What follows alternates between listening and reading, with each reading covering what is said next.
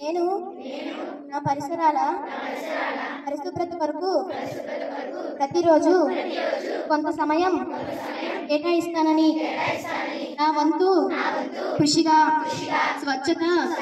కార్యక్రమాల కొరకు శ్రమదానం చేసి పరిశుభ్రత ఆంధ్రప్రదేశ్ సాధించే సంకల్పానికి కట్టుబడి ఉంటానని ఈరోజు పరిశుభ్రత గురించి నేను వేసిన ఈ ముందడుగు ఆంధ్రప్రదేశ్ రాష్ట్రాన్ని శుభ్రపరచడంలో సహాయం చేస్తుందని నమ్ముతూ ఈ రోజు నుండి నా తోటి వారికి స్వచ్ఛతపై మరియు ఎలక్ట్రానిక్ వ్యర్థాలను